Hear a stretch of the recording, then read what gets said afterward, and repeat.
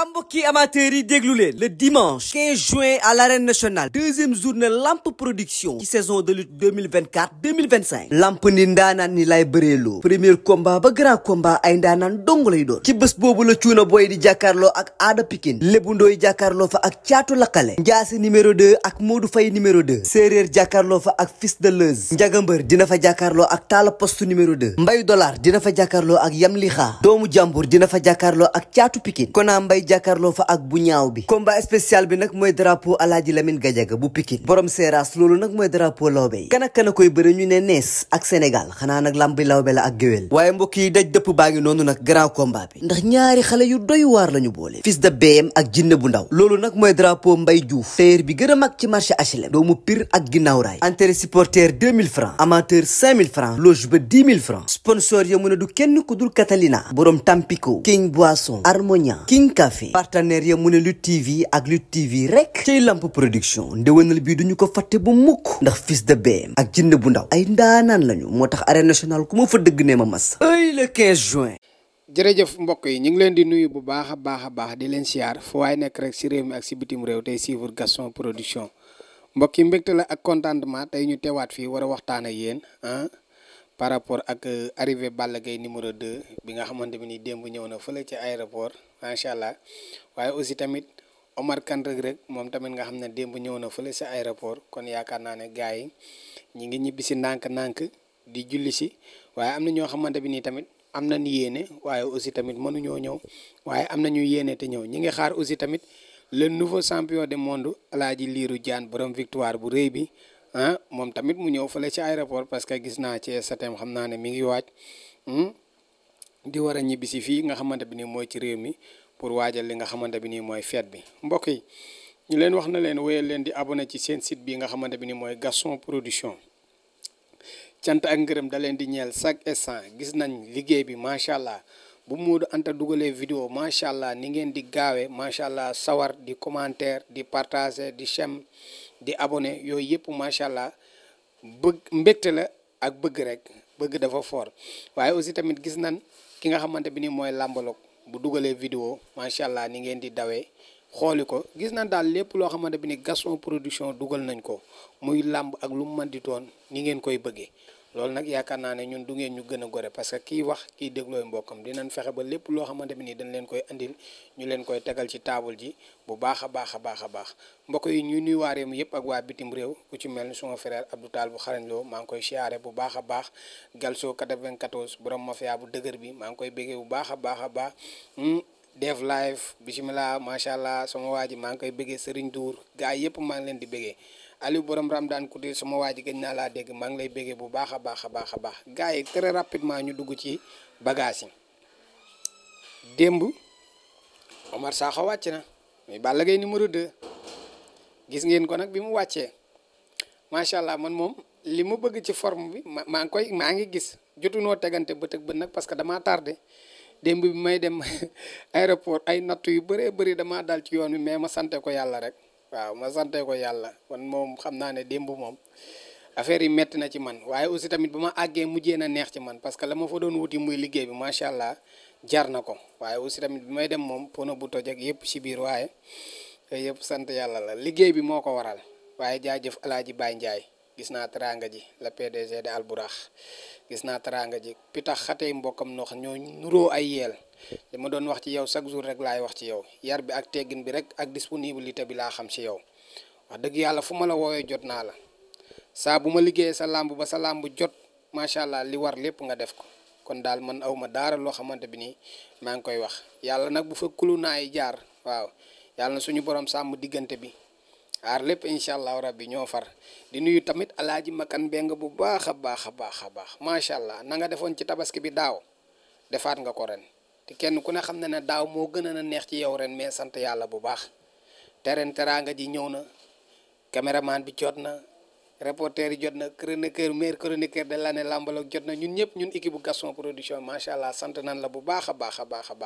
yow bokkoo ci patron yi nga xamante bi ne da ngeen di xoqatal seen ay emprunté yow bokkoo ci patron yoo xamante da ngeen di xoqatal say employé yow bokkoo ci patron yi nga xamante bi nii saa bu la seen i employé gisee seen fit danaan tëf yow bokkoo ci patron yi nga xamante bi nii da ngay daw seen ay employé yow bokkoo ci patron yi nga xamante bi nii boo tukkee say employé dañ naan yàlla bu mu ñëw. yow bokkoo ci patron yoo xamante bi nii boo feebaree say employé dan naan yàlla bu mu jóg yow bokkoo ci ñooñu. yow patron bi nga doon mooy ko lépp loo am lu nekk say employé dañ la koy yéene parce que des fois patron dina am dara te employé am du ko yéene parce que na muy jëflanteeg moom moo ko neexut. da koy liggéey loo te du ko fay da koy sonn loo te du ko fay da koy teg coono te mënu cee bañ dara ndax fa la yaakaaram nekk waaye ñun suñu patron bi ñun suñu borom dénk kontaan nañ ci moom bu baax a baax li war ci ñun lépp mi ngi koy def dawuñu nëbbuñu làqatuñu bu neexee bu naqaree lépp mi ngi koy bokk ak ñun Mbengue yàlla na sa jàmm yàgg bu baax a baax a baax. gars yi Balla Gaye numéro 2 ñëw na gisoon nañ image yi avant nag gisaat nañ image yi nii lan ngeen seetlu ci état de forme Balla Gaye numéro 2 parce que man ni may natte mbër wax dëgg yàlla dafa garaaw man mbër saa bu ma la nattee doo rëcc quoi bu ma la nattee ba ne kii am na doole même bu sumeekoot ma natt la ba ne kii am na doole bu sumeekoot kenn du ko dindi parce que man ni may xoole mbër moo garaaw waaw. première partie bi nag gis naa maa ngi soxla deuxième partie bi bu demee écrit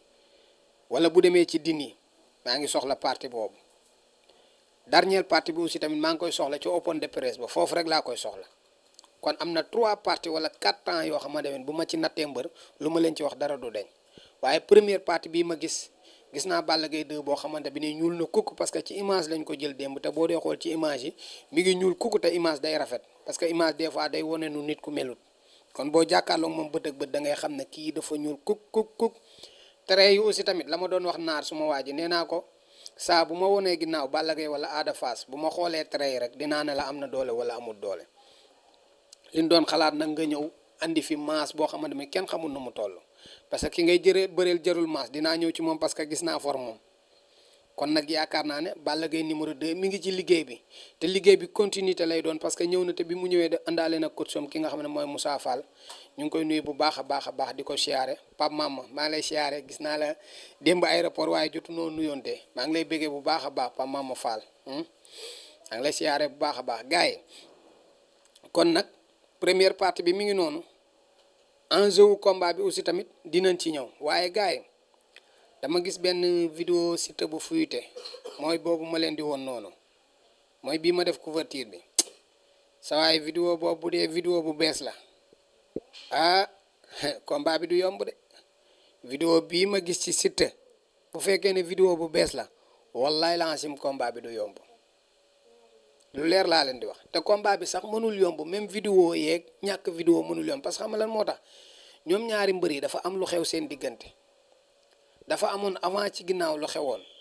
ci Siteu digganteem ak waa Géejawaay ci Siteu ak séeréer bi mu doon ci Balla Gaye numéro 2 ak roi des arènes bi mu doon ci Siteu fi mu tollu bëre ak Balla Gaye fi mu tollu bëre ak Siteu circonstance lañ koy waxee bi combat bi taxawee mënul yomb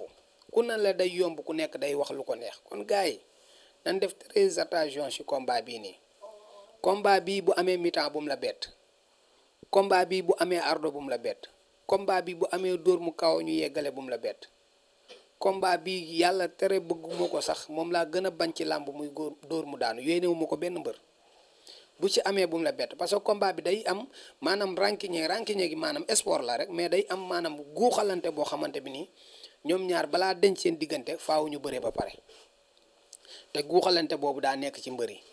waaye nag ñoom ñëpp ay sportif lan Balla Gaye numéro 2 ba ko Eumeu Sène daanee 8 février 2009 mu toog ci géew bi jaaxle lool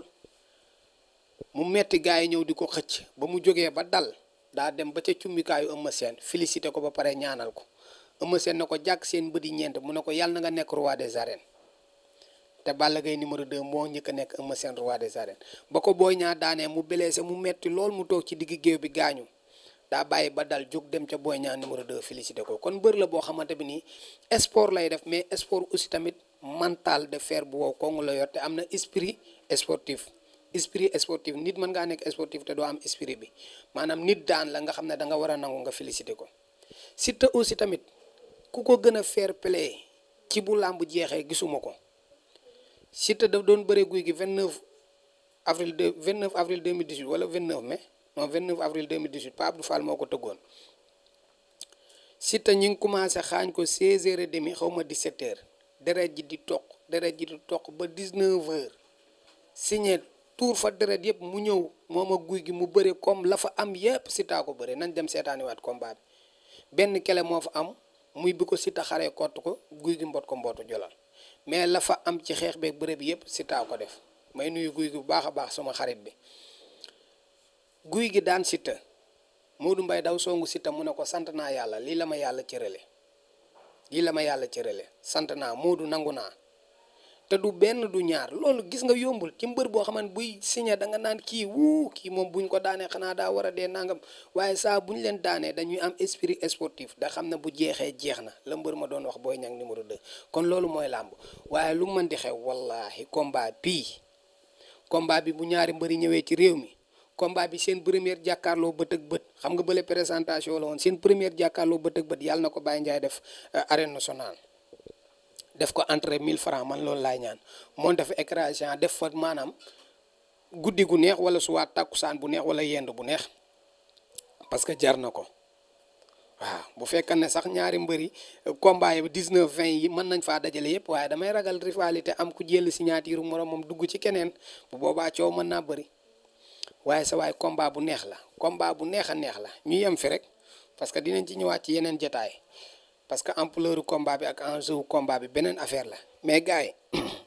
Omar Kane Reug Reug aussi tamit ñëw na parce que ñun dañoo jógee aéroport rek Omar Kane Reug Reug wàcc alaaji Omar Kane mu baax mi ñëw na kon nag ñi ngi xaar mu dem fële nga xamante bi ni mooy ca CNG ñun liñ ci doon wax rek lañ ciy wax parce que yàlla dogal na mbër yi ñoom ñëpp suñu ay frère lañ ñun duñ jàll baat mbër ñun duñ wax mbër lu ñaaw ñun duñ wax mbër lu bokkul ci sport parce que ñun ñëpp ñoo bokk liggéey bi te micro bii nii ñun ñëpp dañ ciy suturaalante des fois mbër bi jekku la des fois nga jekku mbër bi mais ñun li ñuy jekku mbër yi di leen mooy bari na trop di leen mooy que des fois mbër wax erreur bu réeree erreur monumentale yow nga toog ànd ak sa conscience tranquille émission bi jeex nga ne mbër lii nangam xel mi dellu si waat mu ne la daggal ma loolu nga daggal ko mais am na ñoo xamante bi nii tamit bu dee ñooma dañ koy génne dañuy sawar ci génne ko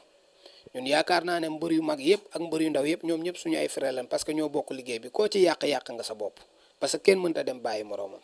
li ma ci doon wax laa ciy waxaat règlement bi dafa am lu mu wax Omar Kane Reug Reug blessé na fële sa Dubaï même bu jëlee médical envoyé ko ménager ñu tiire ko dem yóbbu ko CNG ne présence physique bi la soxla kon mbër bi dafa war a ñëw te loolu laa doon wax dama ne leen Omar Kane Reug Reug dafa war a ñëw bu ñëwee mu dem médecin wu CNG consulté ko bu ko xoolee bu dee apte na pour bëre mu ne ko da ngay bëre bu dee aptul ñu confirmer médical bi woo promoteur bi ne ko mbër mi dafa feebar bu ko defee nag combat boobu ñu rapporté ko ba beneen yoon combat bi dëgg la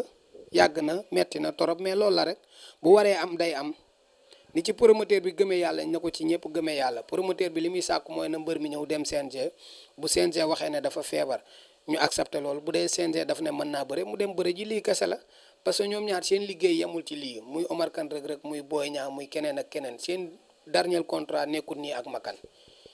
ñu bokk teen bi ñooy laxasu ay goj am na yeneen yu ngeen sekk loo xamante bi nii micro du ko wax am na yeneen yu ngeen sekk yoo xamante du waxu penc te yaakaar naa ne sekk ngeen ko te loolu moo raw lii kon yéen ñëpp yéen a far on est ensemble ñoo rafetal ko rek ñun chaque jour nit nag mën naa jalgate suñuy wax traité suñuy wax neneen dem waxi ko keneen comme nii may defee vidéo rek nga jël ci dagg ci 10 secondes rek yu négatif rek envoyé ko mbër mais yooyu yëpp ñun dawuñu loolu parce que li tax dawuñu ñooñu mooy chaque jour ñun duñu tooñ waaye képp ku dal suñu kaw ñi ngi sa kaw duñu arrière benn yoon kon nag gars yi mu ngi noonu Omar Kane Reug Reug moo xam tey jii incha allah rabbi ci mercredi bi wala jeudi bi dina dem fële ca CNG ñu xool ko ba xam fan lay mujje kon gars yi tamit bu leen fàtte la 15 bi incha allah rabbi maam Cheikh mooy tëgg njiital lamp production suma waa ji mooy tëgg fële ci diggante xale bi mooy fils de BM ak jinne bu ndaw mu nekk ay combat yu neex a neex gars yi nag cant ak ngërëm ñeel na leen di kontaan ci yéen di bég ci yéen mboolem ko abonné ci Gaston Production ñi ngi leen di siyaare bu baax a baax di wax ne événement baa ngi noonu ñu waaj ko ci jàmm mu jeex ci jàmm alhamdulillah